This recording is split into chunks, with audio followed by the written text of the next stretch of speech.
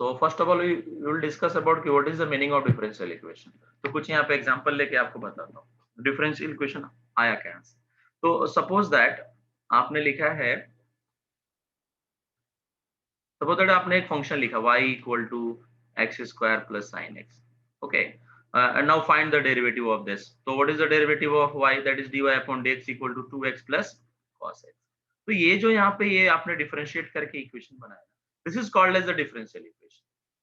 It is called as differential equation. अब आपने इसको एक बार डिफरेंशिएट किया है, इसलिए इसको फर्स्ट ऑर्डर डिफरेंशियल इक्वेशन बोलेंगे. अगर आपने सपोज दैट इसका ऑर्डर 1 हो गया, this is order is 1, but suppose आपने इसको और एक बार डिफरेंशिएट किया तो dy upon dx square that is equal to 2 minus sin x. तो this is your second order differential equation, second order ordinary differential equation, right. अगर आपने third time differentiate किया तो dx cube this is equal to minus cos x. So this is your called as third order differential equation, right. तो इस तरह से differential equation आया. अब ये जो भी आपने इक्वेशन बनाया है ये इसके हेल्प से बनाया है. यही वो फंक्शन था जिसके बेसिस पे आपने इसको पहली बार डिफरेंशिएट किया तो फर्स्ट ऑर्डर डिफरेंशियल इक्वेशन बन गया, सेकंड टाइम डिफरेंशिएट किया तो सेकंड ऑर्डर बन गया, थर्ड टाइम डिफरेंशिएट किया तो थर्ड ऑर्डर डिफरेंशियल इक्वेशन बन गया. बट हम लोग को यहाँ पे फॉर्मेशन नहीं करना है, ऑलरेडी इस तरीके का डिफरेंशियल इक्वेशन क्वेश्चन में गिवन रहेगा. हमें क्या करना है कि ये जो भी फंक्शन अभी जो डिफरेंशियल इक्वेशन आपने बनाया फर्स्ट ऑर्डर डिफरेंशियल इक्वेशन, तो ये जो फर्स्ट ऑर्डर डिफरेंशियल इक्वेशन आया इसका बेस फंक्शन क्या था, y equal to x square plus sine x. यानी यही वो फंक्शन है जिसको आपने डिफरेंशिएट करके ये बनाया. तो आपको रिवर्स में जाना है, तो यहाँ से यहाँ पे जाना है, या फिर अगर क्वेश्चन में ये दिया है तो इसको यहाँ पे वापस लेके जाना, और यहाँ अगर क्वेश्चन में थर्ड ऑर्डर दिया है तो वापस यहाँ पे लेके जाना. तो वापस रिवर्स में ले जाने के लिए, जैसे कि आपने सीधा करने के लिए स्ट्रेट फॉरवर्ड आपने इसको डिफरेंशिएट किया तो डिफरेंशियल इक्वेशन बन गया. वापस अगर come back to this function आना है तो आपको आपको समझ में आ गया रहेगा कि इंटीग्रेट करना पड़ेगा, राइट. यहाँ तक क्लियर है. तो फर्स्ट वाले क्वेश्चन में आपको सिंगल इंटीग्रेशन करेंगे तो आपको ये फंक्शन मिल जाएगा. जैसे कि मैं आपको यहाँ करके दिखाता हूँ, वही फंक्शन ले लेता हूँ dy upon dx this is equal to 2x plus cos x. अब इसको आप इंटीग्रेट करो, तो इंटीग्रेट करने से पहले क्या करते हैं, तो dx को दूसरे साइड में भेज देते हैं. तो फाइनली ये बन जाएगा कुछ like that dy upon equal to 2x plus cos x dx. Now integrating on both sides. So after integrating, that is dy का integration y and x का integration x square by 2 2 cancel हो जाएगा, and cos का integration आपको मालूम है sin x. तो आप देख रहे हो कि वापस वो क्वेश्चन मिल गया जिसके बेसिस पे मैंने डिफरेंशिएट करके बनाया. Is it clear? Yes sir. तो अगर आपके पास कोई फंक्शन दिया है y equal to x square plus sine x like that, तो इस फंक्शन को अगर आपने डिफरेंशिएट किया तो एक इक्वेशन बनता है जिसको हम लोग डिफरेंशियल इक्वेशन बोलते हैं. तो this process is called as formation of differential equation. Okay, and reverse यानी कि वापस आपको फंक्शन फाइंड आउट करना है जिसको डिफरेंशिएट करके ये क्वेश्चन डिजाइन किया है फर्स्ट ऑर्डर और सेकंड व्हाटएवर. तो दिस प्रोसेस यानी रिवर्स में वापस बेस फंक्शन को, जैसे कि मैंने यहाँ पे कैलकुलेट किया तो मैंने ये इक्वेशन को कंसीडर कर लिया कि ये इक्वेशन कहीं से तो आया है और इसको वापस इंटीग्रेट किया तो ये फंक्शन मिल गया. तो ये जो प्रोसेस किया ना, this process is called as find the general solution. इसको बोलते हैं फाइंडिंग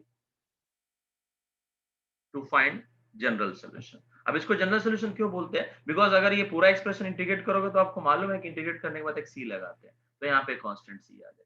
तो ये सी का वैल्यू कुछ भी हो सकता है, this is called as arbitrary constant. तो अगर सी का वैल्यू 1 है तो एक अलग इक्वेशन मिलेगा, सी का वैल्यू 2 है तो अलग इक्वेशन मिलेगा. तो ये सी के बेसिस पे ये इक्वेशन चेंज होते जाएगा. अगर सी की जगह मैंने 0 ले लिया तो ये वही इक्वेशन मिल जाएगा जो क्वेश्चन में दिया है. यानी कि y equal to x square plus sine x ये जनरल सोल्यूशन नहीं है, उसमें c की जगह 0 डाल के जो आंसर मिला that is y equal to x square plus sin x. So this is called as particular solution. Okay, so basically two type के सोल्यूशन होते हैं. अगर एक होता है जनरल सोल्यूशन जिसमें आर्बिट्ररी कांस्टेंट रहता है. अगर इनिशियल वैल्यू कुछ तो क्वेश्चन में इंफॉर्मेशन शेयर किया रहेगा, जैसे कि मैंने बताया कि c का वैल्यू 0 ले लो, तो ये 0 लेना मतलब क्वेश्चन में दिया रहेगा और ये 0 जो मिला है c का वैल्यू ये इनिशियल वैल्यू के बेसिस पे मिलता है. इनिशियल कंडीशंस दिए रहते हैं, suppose y equal to 0 equal to 1 दे दिया लाइक दैट. तो this is called as the initial value. तो ये इनिशियल वैल्यू क्वेश्चन में सब्स्टिट्यूट करोगे, इसमें y की जगह 1 और x की जगह 0 डालोगे तो आपका c का वैल्यू मिल गया. सपोज मैंने यहाँ 0 लिख दिया, तो जैसे आपने यहाँ 0 डाल दिया तो throughout 0 plus 0 equal to c, तो फाइनली c का वैल्यू 0 मिल गया. तो ये इक्वल टू 0 जो मैंने कंसिडर किया है इसके लिए इनिशियल वैल्यू क्या है, y ऑफ 0 इक्वल टू 0. तो क्वेश्चन में कुछ भी दे सकता है, y equal to 0 equal to 1, y of 1 equal to 2 like that, तो ये जो भी कंडीशन दिया है this is called as the initial condition. तो ये इनिशियल कंडीशन के बेसिस पे जो जनरल सोल्यूशन मिला है, this is your general solution, उसको हम लोग कन्वर्ट कर लेंगे दिस सोल्यूशन में, और इसको हम लोग बोलते हैं पर्टिकुलर सोल्यूशन। ठीक है, तो जो जनरल सोल्यूशन है वो डिफरेंट डिफरेंट कर्व को रिप्रेजेंट करता है, और जो पर्टिकुलर सोल्यूशन है वो किसी एक पर्टिकुलर कर्व को रिप्रेजेंट करेगा। अभी कर्व का मतलब जैसे ये x square plus sine x है, तो थोड़ा बहुत आपको मालूम रहेगा कि इसका ग्राफ अगर बनाएंगे तो इसमें पैराबोलिक का भी टर्म है और साइन का भी टर्म है, तो मिक्स करके एक फाइनली ग्राफ बनेगा, राइट। बट ये सी का वैल्यू चेंज करोगे तो ग्राफ का नेचर बदलते जाएगा। तो जैसे जैसे सी चेंज होगा वैसे वैसे ग्राफ का नेचर बोलेगा। यानी देखिए ये जो इक्वेशन है ये बहुत सारे ग्राफ को रिप्रेजेंट कर रहा है, लेकिन नीचे जो मैंने इक्वेशन लिखा है y equal x square plus sin x, ये सिर्फ एक ही ग्राफ को रिप्रेजेंट कर रहा है, that's why this is called the particular solution. तो हमें पूरे मैथ्स 2 में यानी कि जो 50% सिलेबस है उसको में हम लोग को जनरल सॉल्यूशन कैलकुलेट करना है, और इनिशियल अगर इनिशियल वैल्यू दिया रहेगा तो उसमें हम लोग पर्टिकुलर सॉल्यूशन कैलकुलेट करेंगे। तो दो टाइप के क्वेश्चन आते हैं, फाइंड द जनरल सॉल्यूशन और फाइंड द पर्टिकुलर सॉल्यूशन। लेकिन अगर आप पर्टिकुलर सॉल्यूशन फाइंड आउट करना चाह रहे हैं तो पहले आपको जनरल सॉल्यूशन निकालना पड़ेगा। तो पहले आप जनरल सॉल्यूशन निकालेंगे और बाद में इनिशियल वैल्यू अगर क्वेश्चन में गिवन है तो उसका यूज करके आप पर्टिकुलर सॉल्यूशन निकाल लेंगे, और अगर इनिशियल वैल्यू क्वेश्चन में नहीं दिया है तो आप जनरल सॉल्यूशन निकाल के छोड़ देंगे। ठीक है, तो उस तरीके से हमें बहुत सारे अलग अलग टाइप के डिफरेंशियल इक्वेशन का सोल्यूशन बनाना है। तो इन जनरल अगर मैं पूछूं, ये तो हो गया थोड़ा little bit concept behind the definition of ordinary differential equation. मतलब कोई भी इक्वेशन का डेफिनेशन अगर आपको पूछा तो क्या बताएंगे? तो relation between x y y dash y double dash dot dot dot y raise to n, इनके बीच में कुछ अगर रिलेशन बन रहा है तो उस रिलेशन को ही हम लोग डिफरेंशियल इक्वेशन बोलते हैं, ऑर्डिनरी डिफरेंशियल इक्वेशन। ठीक है, यानी इनके साथ कोई रिलेशन कंटेंट हो गया। फॉर एग्जांपल मैं यहाँ पे एक एग्जांपल ले लेता हूँ, suppose that x plus y plus y dash plus 2x y triple dash this is equal to 0। तो ये जो एग्जांपल मैंने लिया है this is the ordinary differential equation, ordinary differential equation. ठीक है, और ये कौन सा ऑर्डर का है? That is a third order, because इसमें मैक्स टू मैक्स कितनी बार डिफरेंशिएट किया है? थर्ड टाइम डिफरेंशिएट किया है। तो आपको थोड़ा बहुत मालूम रहेगा कि maximum number of derivative is called as the order of differential equation, right. So आपके सिलेबस में फर्स्ट ऑर्डर भी है एंड हायर ऑर्डर भी है। ठीक है, अब फर्स्ट ऑर्डर कैसे होगा? अगर सिर्फ सिंगल डेरिवेटिव ही प्रेजेंट है तो उसको हम लोग बोलते हैं फर्स्ट ऑर्डर डिफरेंशियल इक्वेशन। तो आज के लेक्चर में हम लोग को बेसिकली ये देखना है कि फर्स्ट ऑर्डर डिफरेंशियल इक्वेशन क्या होता है। तो फर्स्ट ऑर्डर डिफरेंशियल इक्वेशन, तो अगर इसका किसी ने डेफिनेशन पूछा तो सेम डेफिनेशन लिखोगे, relation between x y and y dash. सिर्फ तीन का ही अगर रिलेशन है तो it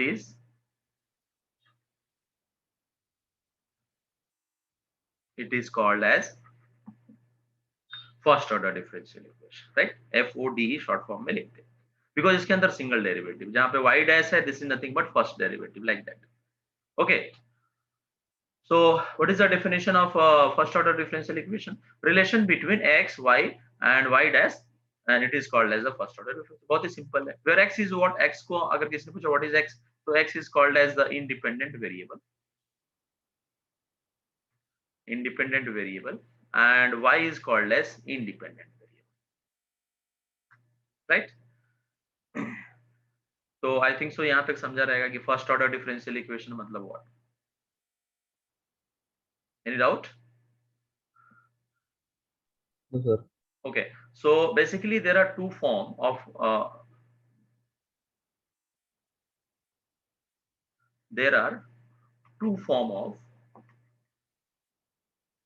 first order differential equation, that is number one is implicit मतलब फंक्शन के अंदर x y और y dash this is equal to 0। implicit form, this is called as the implicit form। implicit form इसका example लेके आपको और अच्छे से समझाता हूँ। सपोज दैट लिखा है x plus y plus sine of dy upon dx। तो आप यहाँ देख रहे हो कि जो डेरिवेटिव का टर्म है वो किसी फंक्शन को रिलेट कर रहा है। सो इसमें से dy अपॉन dx कैलकुलेट करना आपके लिए थोड़ा डिफिकल्ट टास्क हो जाएगा। तो अगर कोई क्वेश्चन में, कोई डिफरेंशियल इक्वेशन में, फर्स्ट ऑर्डर डिफरेंशियल इक्वेशन में अगर डेरिवेटिव के पहले कोई फंक्शन, मतलब डेरिवेटिव खुद एक किसी चीज का फंक्शन है, हाँ, मतलब derivative is the function of either trigonometric function, exponential और any different type of the function, then that type of differential equation is called as implicit. लेकिन अगर इसमें से मैं साइन को हटा देता हूं, अगर इन केस, तो अगर मैंने साइन को यहां से हटा दिया,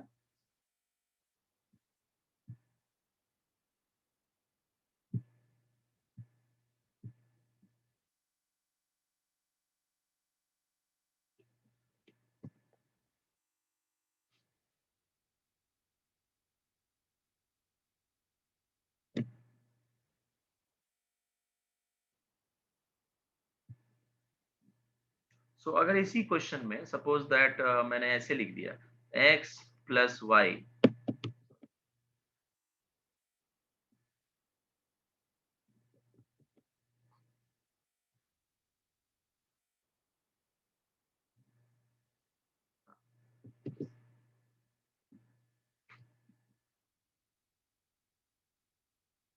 ओके, तो सपोज दैट मैं इसी इक्वेशन जो ऊपर एग्जांपल लिखा है, इसमें मैंने x plus y plus d y upon d x कर दिया, दिस इज इक्वल टू 0। तो ये जो इक्वेशन है, this is called as the explicit form, right. So difference between implicit and explicit दोनों समझ में आ गया। Implicit form clear. सो जो इम्प्लिसिट फॉर्म है, इसको सॉल्व करना it is little bit difficult, ठीक है ना। Finding of solution of implicit form, implicit form is difficult, but solve होता है, उसके लिए भी एक दो मेथड्स है। बट हमारे सिलेबस में एक्सप्लिट फॉर्म है, मतलब आपको dy अपॉन dx का ही एक्सप्रेशन दिया रहेगा, ठीक है ना, एक्सप्लिट फॉर्म। तो ये तो मैंने एग्जांपल के तौर पे लिया कि this is the example, but standard form of explicit first order differential equation, that is dy upon dx, this is equal to function of x and y। इस तरीके का फॉर्म दिया है, तो this is called as the standard form of first order differential equation, जिसमें सिर्फ एक dy अपॉन dx का टर्म दिया है और आगे x एंड y के फंक्शंस दिए हैं। तो this is called as the standard form. अब इसका सोल्यूशन कैलकुलेट करना है। सो आई थिंक सो आपको लिटिल बिट समझ में आ रहेगा। फर्स्ट थिंग तो मैंने आपको बताया ऑर्डिनरी डिफरेंशियल इक्वेशन का definition. After that first order definition of first order differential equation, and there are two form, first one the implicit form, second is the explicit form, and for implicit form, that is solution, finding the solution of implicit form, that is a little bit difficult, and explicit form easily solve होता है, और इसके लिए अपने पास अलग अलग different methods है, राइट। तो फर्स्ट मेथड ऑलरेडी आप फेमिलियर, ठीक है। अपना टारगेट क्या है? Our target is find the solution, that is a general solution of first order differential equation, that is your target, right? Throughout syllabus में, यानी 50% syllabus of mathematics to depend upon the general solution और different different type equation. So अभी हम लोग आज के lecture में discuss कर रहे हैं फर्स्ट ऑर्डर का डिफरेंट सॉल्यूशन कैसे निकालें, राइट। तो उसमें अलग अलग फॉर्मेट दिया रहेगा। सपोज दैट कोई एक फंक्शन दिया है, that is number 1, let a function dy upon dx equal to f of x into g of x, like that. ऐसा कुछ अलग अलग फंक्शन दिया, अगर उन्होंने डिफरेंट डिफरेंट अलग अलग फंक्शन दिए, तो इसको सॉल्व करने बहुत ही सिंपल है। आप क्या करोगे, dy के साथ f ऑफ y को कंसीडर कर लोगे, एंड फंक्शन ऑफ x के साथ dx को कंसीडर कर लोगे, दोनों साइड में इंटीग्रेट करेंगे और एक प्लस सी लगा देंगे, तो ये y वाला फंक्शन इंटीग्रेट हो जाएगा एंड g वाला भी फंक्शन इंटीग्रेट हो जाएगा, और इस तरीके से आपको एक फाइनली एक नया फंक्शन मिल जाएगा जिसमें x का भी टर्म होगा, y का भी टर्म होगा और कांस्टेंट होगा, this is equal to 0। So this is your general solution. तो आप मुझे बता सकते हैं जो मैंने मेथड किया है, कौन सा मेथड है ये? This method is called as variable separable method, right ना? Yes, sir. तो वेरिएबल सेपरेट में जिधर वेरिएबल सेपरेट हो सकता है वही उधर ही हम वेरिएबल सेपरेबल मेथड यूज कर सकते हैं। इसलिए मैंने क्वेश्चन ही स्टार्ट किया g of x into f of x, मतलब ऑलरेडी वो सेपरेट है, सेपरेट हो सकता है, ठीक है। तो ही हम लोग ये वेरिएबल सेपरेबल मेथड यूज करेंगे। सेकेंड आपने टाइप देखा रहेगा होमोजेनियस, ठीक है, first order homogeneous differential equation.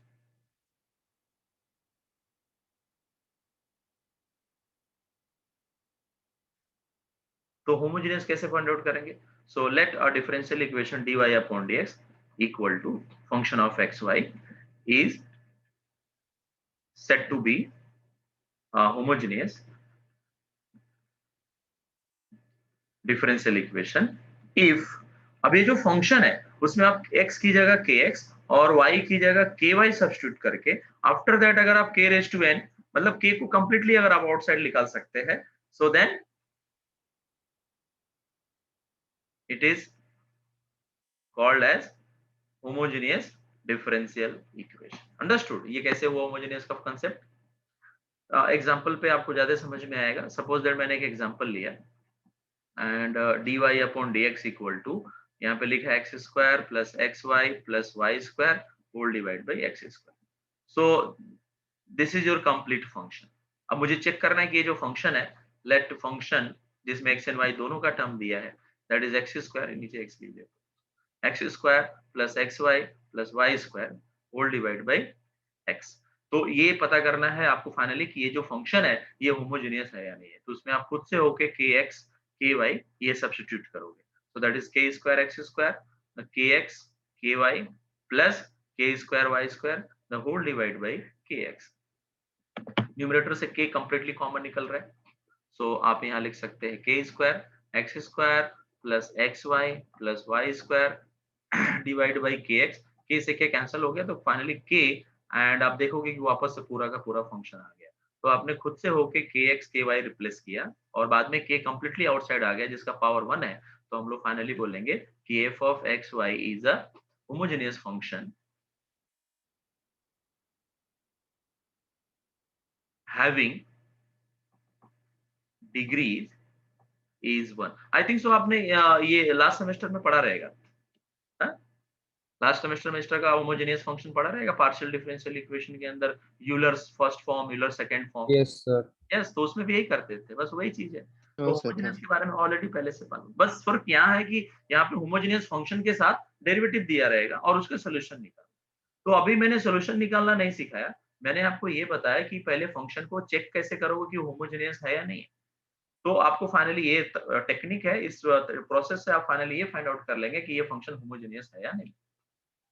Understood? दूसरा एक एग्जांपल लेते हैं जिसमें आपको ये पता चलेगा कि वो होमोजेनियस नहीं है। ठीक है, so dy upon dx equal to x square plus y square whole divide by x. तो once again f of x comma y, let f of x comma y this is equal to x square plus y square तो whole divide by x. And आपको check करना है कि homogeneous है नहीं, तो उसके लिए आप क्या करेंगे, खुद से आप x की जगह kx और ky रिप्लेस करेंगे। So finally that is x square plus kx plus k square y square whole divide by kx। तो आप यहाँ देख रहे हो कि k कंप्लीटली कॉमन नहीं निकल रहा क्योंकि एक ही k बाहर निकलेगा, बाकी x square k square plus x plus k y square divide by k, मतलब this is not a function of x y, that's it. वापस ओरिजिनल फंक्शन नहीं मिला। Therefore, given function x, y is non-homogeneous. Understood? Any doubt? No sir. Okay. अब इसका solution कैसे निकालते हैं? तो उसके लिए सिंपल टेक्निक है कि सपोज दैट लेट होमोजेनियस, अभी पता है कि वो होमोजेनियस है, और होमोजेनियस कैसे पता करना है वो मैंने आपको ऑलरेडी बता दिया। Next homogeneous first order differential equation dy upon dx equal to f of x comma y, this is homogeneous. हाँ, मतलब फंक्शन आपने फाइंड आउट किया और पता चला कि होमोजेनियस है। तो जनरली इस टाइप के क्वेश्चन को सॉल्व करने के लिए put y by x equal to v, and यहाँ से y equal to v x आता है, और अगर इसको हमने डिफरेंशिएट किया तो dy upon d x this is equal to like v into one and x into d v by d x. Understood? तो इस तरीके से जो फर्स्ट इक्वेशन लिया है इसमें सब कुछ सब्स्टिट्यूट करेंगे, so that will be turn into v plus x dy by dx. This is equal to function of v, right? तो और फिर बाद में आप x dv upon dx, this is equal to f of v minus v, and then v को v side में convert कर लेंगे, तो dv upon f of v minus v, this is equal to dx upon x. Now integrating on both the side with an arbitrary constant, then we will get general solution. Understood?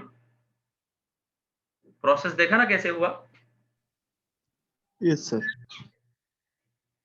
So this is the another type, that is a homogeneous differential equation. Next आपने discuss देखा रहेगा linear differential equation. Linear first order differential equation. तो आई think सो इसका आपको form मालूम रहेगा. क्या मालूम है form? Where dy upon dx plus py equal to q, where p and q both are function of x और कांस्टेंट, या तो कांस्टेंट हो सकते हैं बट y का फंक्शन नहीं रहेगा, राइट? तो this is the another form of first order differential equation. इसको कैसे सॉल्व करते हैं, किसी को मालूम है? How to solve this equation?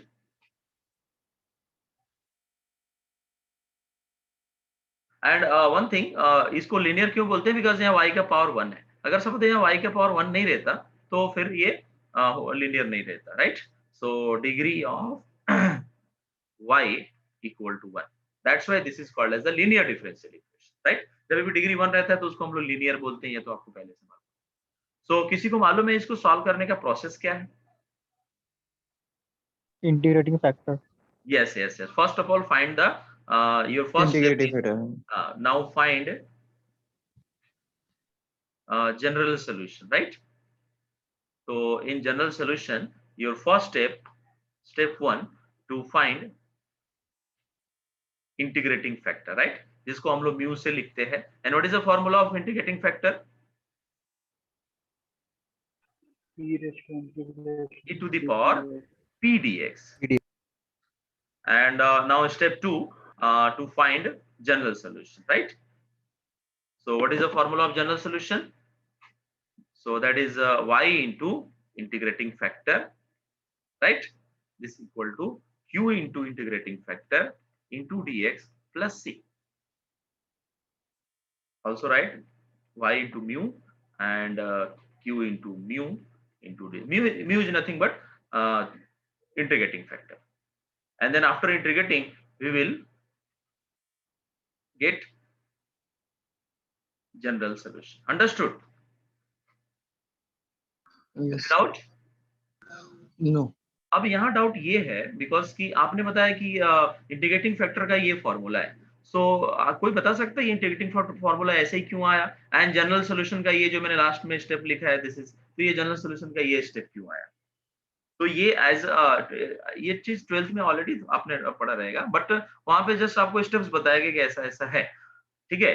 But in higher mathematics you should know about ki how to come this formula mu equal to integrating factor, that is e to the power p dx, and formula of the general solution y equal to integrating factor equal to q into integrating factor dx plus c. So now proof of integrating factor, right? तो ये आपको अब जानने का वक्त आ गया है, तो you should know about that. So बहुत ही सिंपल टेक्निक है. once again dy upon dx, आप इसका प्रूफ देखो, बहुत ही इंटरेस्टिंग है. तो this is your equation number 1. Now multiply by integrating factor on both sides.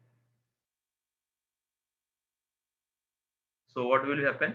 Mu into dy upon dx plus p mu into y equal to q into mu. Is it clear? यहां तक तो समझ में आ रहा है, ठीक है? ये जो इंटीग्रेटिंग फैक्टर मैंने म्यू लिखा है, यही अपना टारगेट है. टारगेट क्या है कि how to find integrating factor, जो आपने ऑलरेडी फॉर्मूला बताया. तो ये मैंने अभी जो म्यू से मल्टीप्लाई किया थ्रू आउट, इसमें किसी को डाउट? जस्ट मल्टीप्लाई किया और कुछ नहीं. Our target is what? Find the expression of mu. And what is the expression of mu? That is e to the power integration p dx. Understood? Mu का जो formula है mu equal to e to the power p dx, ये किधर से आया, इसी का हम लोग प्रूफ कर रहे हैं। आप लोग समझ रहे हैं क्या चल रहा है? Yes, sir. तो प्रूफ करने के लिए मैंने फर्स्ट स्टेप मल्टीप्लाई किया म्यू से, एंड सेकेंड और mu is the function of x, because आप इसको इंटीग्रेट करोगे तो आपको पता चला that is a function of x. तो मैं यहाँ पे एक दूसरा चीज पूछ रहा हूँ, जरा बताना। Suppose that mu into y लिखा है, तो इसको डिफरेंशिएट करो, क्या आएगा इसका derivative? Mu is the function of x only, right? So what is the derivative? Apply u into v rule. According to u into v rule, mu as it is derivative of y. Is it clear? Yes. Yes, sir. And what is the next term? After applying u into v rule, so u as it is derivative of v, and next term is what?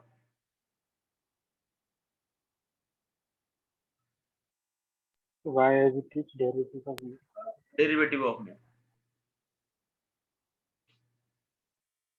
इसको जरा मैं दूसरे side से लिख देता हूँ, थोड़ा सा चेंज करके। Mu d y upon d x plus y into d mu upon dx equal to d upon dx of mu y.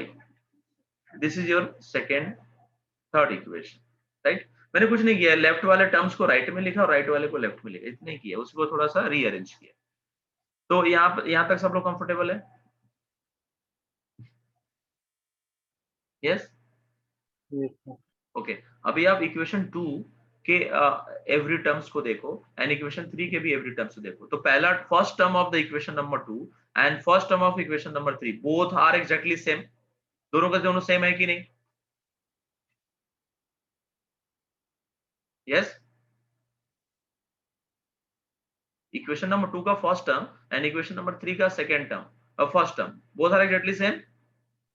Yes, sir. Yes, sir. तो इसके बेसिस पे हम लोग कंपेयर करेंगे। Compare equation 1 and 2। तो मुझे जरा सॉरी 1 और 2 नहीं, सेकंड एंड थर्ड। तो first term and first term both are exactly same. Second term में क्या कंपेयर हो रहा है? सेकंड टर्म में p म्यू y लिखा है एंड इधर लिखा है y d mu upon dx। तो what is the coefficient of y in first second term? Coefficient of y in equation number 2। तो आप देख रहे हो कि दैट इज p म्यू लिखा है, राइट? ऐसे ही कंपेयर करते हैं ना हम लोग, दोनों में जो सेम सेम रहता है उसको कंपेयर कर लेते हैं, राइट? एंड थर्ड इक्वेशन में सेम क्या है? y का कोएफिशिएंट क्या है? d mu upon dx। ये समझ में आया क्या कंपैरिजन? एंड राइट साइड को इक्वल करेंगे तो q mu equal to d upon dx of mu y। ये प्रॉपर समझ में आया आप लोगों को कैसे हुआ ये? हाँ, sir. किसी को डाउट है तो पूछो, आप लोग डाउट नहीं पूछ रहे हो तो।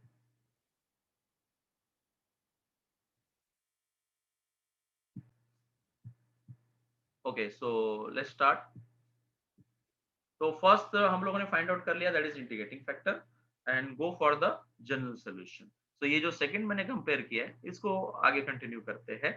सो dx को मल्टीप्लाई कर दो तो d mu dx q mu dx this is equal to mu y। Is it clear? Now integrating on both the side. So ये इसका इंटीग्रेशन क्या आएगा? d ऑफ x का इंटीग्रेशन क्या आता है? x आता है कि नहीं? उस तरह से इसका इंटीग्रेशन क्या आ जाएगा? That is mu y।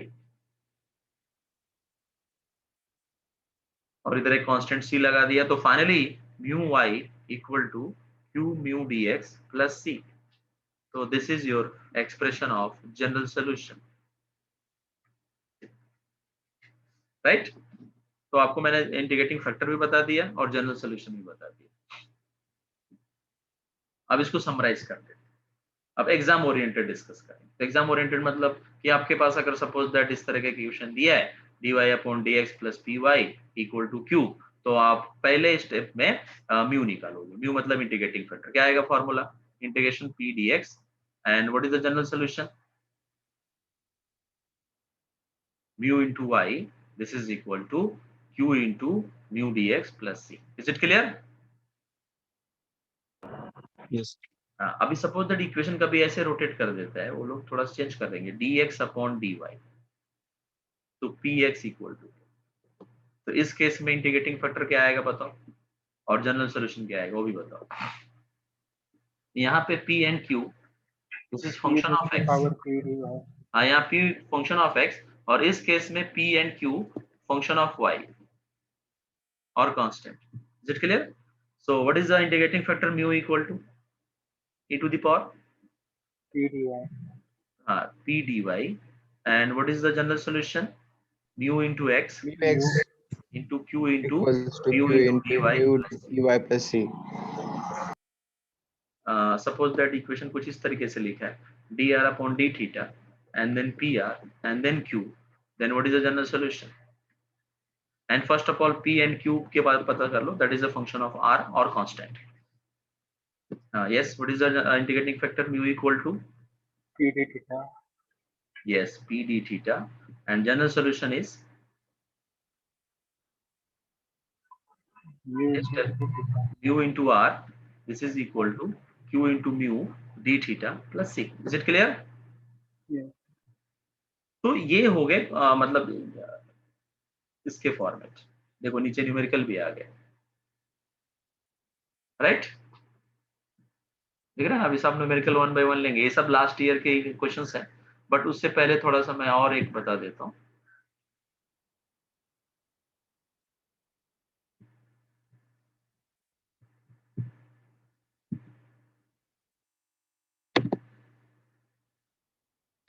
Okay, so now first example number 1.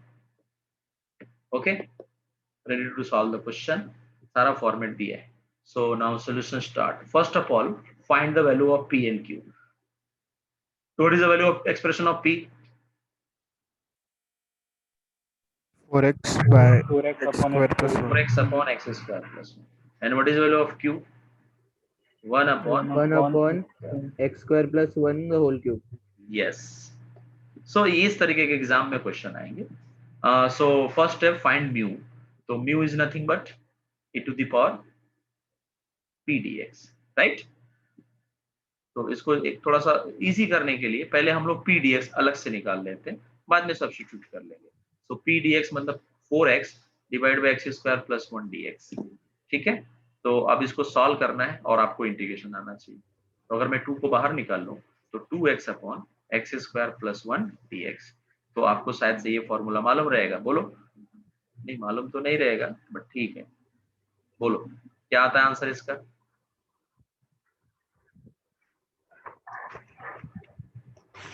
इस क्वेश्चन का आंसर क्या है? Log of fx. Log log of f of x। तो ये फॉर्मूले से ये मैच हो रहा है कि नहीं? yes sir, तो what is answer? log of x square plus x square plus 1। इसको सिंप्लीफाई करने के पर्पज से हम लोग ऐसा लिख सकते हैं। Is it clear? So this Yes, is the sir. Value of हाँ sir. but mu को our direct target is लिख find mu, so mu equal to integration of p dx and e to the power p dx का value आपने निकाला है log Log of x square plus 1 the whole square. हाँ, तो ये log और तो उसको और exponential simplify balance हो कर जाता है, सकते तो हैं। finally x square plus 1 the whole square. this is your integrating factor. After that, to find general solution, right?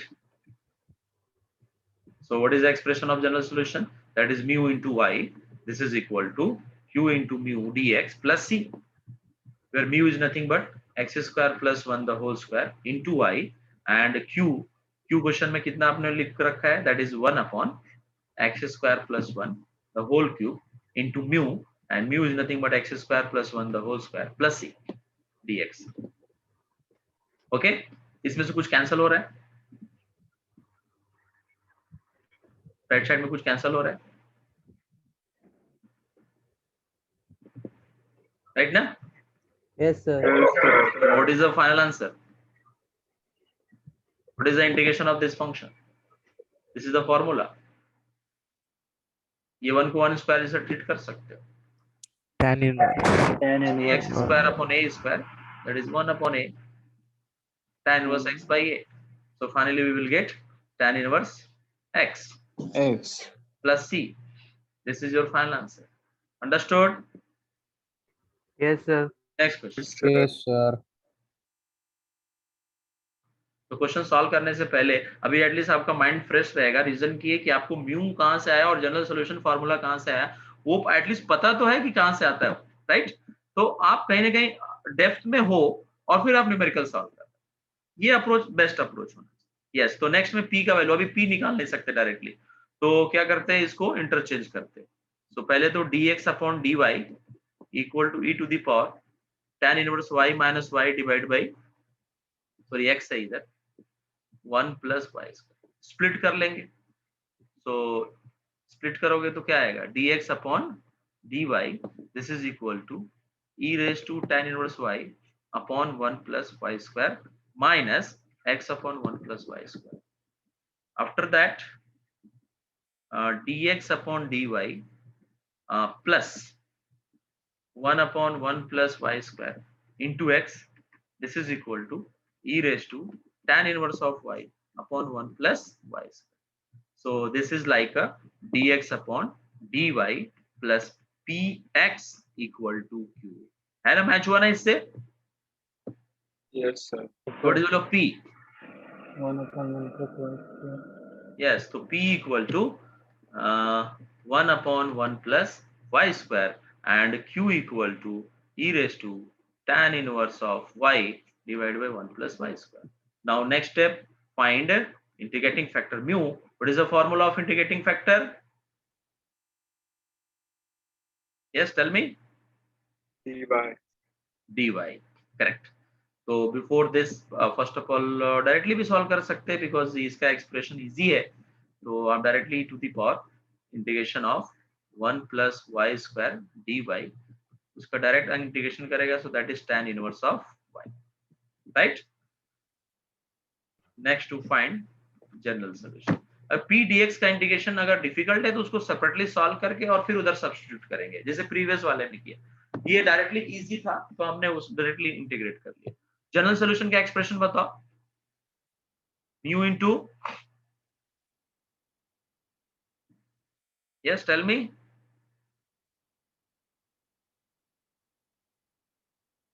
Mu into what? X. And इधर म्यू आ जाएगा, इधर dx या dy? dy x y y. So x into e to the power tan inverse y, this is equal to q. q का expression है that is e to the power tan inverse y upon 1 plus y square into, okay. तो इसमें substitute करना पड़ेगा, इसको solve करना है तो हैव टू सब्स्टिट्यूट समथिंग। तो क्या सब्स्टिट्यूट करेंगे बता सकते हैं? e के पावर को सब्स्टिट्यूट करो। सो tan, कभी भी थोड़ा ये लॉजिक आप बिठा सकते हैं, e के पावर में अगर कोई फंक्शन आ गया ना तो उसको सब्स्टिट्यूट करना चाहिए फर्स्ट स्टेप, तो आपका 99% क्वेश्चन सॉल्व होता है। तो यहाँ e के पावर में tan इनवर्स है, इसको आपने कुछ समथिंग t सब्स्टिट्यूट किया। आफ्टर दैट इसको डिफरेंशिएट करेंगे, तो डिफरेंशिएट करो, tan इनवर्स का डेरिवेटिव क्या आएगा? 1 upon 1 plus y. 1 upon 1 plus y square. राइट, और t का डेरिवेटिव dt आएगा। So finally this whole term, इसको सब्स्टिट्यूट करेंगे न्यूमेरिकल के अंदर, so we will get, in next step में क्या लिखना है बोलो, that is x into e to the power tan inverse of y, that is e to the power y upon नहीं बस, एंड अगेन इधर तो कुछ आएगा नहीं, E to the power t. हाँ, To this the power t of term is nothing but dt and e raised to y dt. Is it clear? e raised to t होगा ना? e raised to t है। हाँ, तो finally we will get e raised to 2t. E raised What to is the 2t. integration of e raised to 2t? E raised to 2t upon 2. Yes. Now substitute the value of t. So t is nothing but tan inverse y. 2 tan inverse. E raised to 2 tan inverse of y divided by 2 plus c, and here e to the power tan inverse of y. So this is your final answer. Any doubt? No sir. No, sir. Okay. So that's all for today. Next lecture में आगे और proceed करते हैं।